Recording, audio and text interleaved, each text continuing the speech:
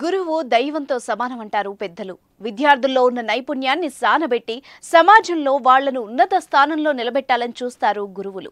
ఇంకా చెప్పాలంటే తల్లిదండ్రుల తర్వాత గురువే విద్యార్థులకు మార్గదర్శకం. సమాజంలో వీరికి ప్రత్యేక స్థానం ఉంటుంది. ఎందుకంటే ప్రతి మనిషిని జీవితంలో ఏదో ఒక రూపంలో గురువు ఉంటారు. విద్యార్థి లక్ష్యమే తన లక్ష్యంగా భావించి వాళ్లను ముందుకు తీసుకెళ్తాడు గురువు. అలాంటి దైవంగా భావించే టీచర్ వృత్తికే మచ్చ తెచ్చాడు ఓ ప్రబుద్ధుడు. గజం కేవలం 500 రూపాయలతో 1210 గజాల భూమి కేవలం 6 లక్షలు మాత్రమే. విద్యార్థులకు విద్యా బుద్ధులు నేర్పాల్సిన ఓ ప్రొఫెసరే విద్యార్థిని కాటేశాడు. అంతటితో ఆగకుండా తన కోరిక తీర్చాలంటూ ఒత్తిడి తీసుకొచ్చాడు. తనకు క్యాన్సర్ ఉందని బ్లాక్మెయిల్ చేసి యూనివర్సిటీ విద్యార్థినిపై అత్యాచారానికి పాల్పడ్డాడు ఓ అసిస్టెంట్ ప్రొఫెసర్. ఈ ఘటన ఉత్తరప్రదేశ్లోని అలహాబాద్ విశ్వవిద్యాలయంలో జరిగింది. మహిళలపై రోజు రోజుకు లైంగిక దాడులు పెరుగుతున్నాయి. వృద్ధులు, పెద్దలు, పిల్లలు, విద్యార్థులు అన్న తేడా లేకుండా అఘాయిత్యాలకు పాల్పడుతున్నారు కొందరు కామాంధులు. తనకు క్యాన్సర్ ఉందని మాయమాటలు చెప్పి ఓ విద్యార్థిని లొంగ తీసుకుని అత్యాచారానికి పాల్పడ్డాడు అలహాబాద్ విశ్వవిద్యాలయంలోని ఓ అసిస్టెంట్ ప్రొఫెసర్. ఈ విషయాన్ని ఎవరికైనా చెబితే చంపేస్తానని బాధితురాల్ని బెదిరించాడు. ఈ ఘటనపై బాధితురాలు యూనివర్సిటీ యాజమాన్యానికి, పోలీసులకి ఫిర్యాదు చేసినా ఫలితం లేకపోయింది. దీంతో ఈ యూనివర్సిటీ మేనేజ్మెంట్కు వ్యతిరేకంగా విద్యార్థి సంఘాలు ఆందోళనకు దిగాయి.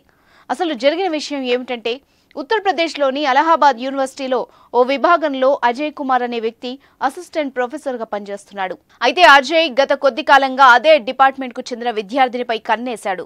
తన్ను ప్రేమిస్తున్నట్టు ఆమెకు తెలిపాడు. దీంతో ఆందోళనకు గురైన ఆ విద్యార్థిని అజయ్కి దూరంగా ఉంటూ వచ్చింది. అయినా అజయ్ అక్కడితో ఆగలేదు. బాధితురాలికి ఇష్టం లేకున్నా ఆమెకు కాల్స్, మెసేజ్లు చేయడం మొదలుపెట్టాడు. ఆమె ఆ నెంబర్ బ్లాక్ చేసినా మరో నెంబర్ నుంచి వేధించేవాడు. అంతేకాకుండా బాధితురాలు క్యాంపస్లో ఒంటరిగా కనిపిస్తే వేధించేవాడు. అయితే ఇవన్నీ చేసినా బాధితురాలు దూరంగా ఉంటూ వచ్చింది. ఇలా అయితే లాభం లేదనుకున్న అసిస్టెంట్ ప్రొఫెసర్ తన రూట్ మార్చాడు. తాను క్యాన్సర్తో బాధపడుతున్నట్టు బాధితురాల్ని ఎమోషనల్ బ్లాక్మెయిల్ చేశాడు. ఆమెతో తరచూ మాట్లాడేవాడు. ఈ క్రమంలో జనవరి 25న అజయ్ కుమార్ బాధితురాలిని మార్కెట్కు పిలిచాడు. అనంతరం ఏదో సాకు చెప్పి తన గదికి తీసుకెళ్లాడు.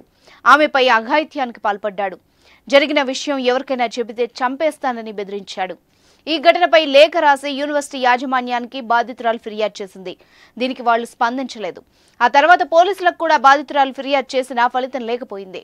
దీంతో విసిగిపోయిన బాధితురాలు తనకు న్యాయం చేయాలంటూ సోషల్ మీడియా వేదికగా విజ్ఞప్తి చేసింది. ఈ ఘటన గురించి తెలుసుకున్న యూనివర్సిటీ విద్యార్థులు అసిస్టెంట్ ప్రొఫెసర్పై కేసు పెట్టాలని నిరసనకు దిగారు. దీంతో పాటు ఈ ఘటనపై స్థానిక రాజకీయ పార్టీ ఆజాద్ అధికార సేన స్పందించింది. 48 గంటల్లో నిందితుడిపై కేసు నమోదు చేయకపోతే ఆందోళనకు దిగుతామని ఆ పార్టీ అధికార ప్రతినిధి నూతన్ ఠాకూర్ ట్వీట్ చేశారు. ఈ ట్వీట్పై స్పందించిన డీసీపీ నిందితుడిపై కేసు నమోదు చేసి దర్యాప్తు చేపట్టామని తెలిపారు. అయితే అసిస్టెంట్ ప్రొఫెసర్ను ఇంకా అరెస్ట్ చేయలేదు. దీంతో విద్యార్థులు క్యాంపస్లో ధర్నా చేస్తున్నారు. వర్షం పడుతున్నా, చలి తీవ్రంగా ఉన్నా నిరసన కొనసాగిస్తున్నారు. అరెస్టు చేయకుంటే ఆందోళన తీవ్రతరం చేస్తామని హెచ్చరిస్తున్నారు.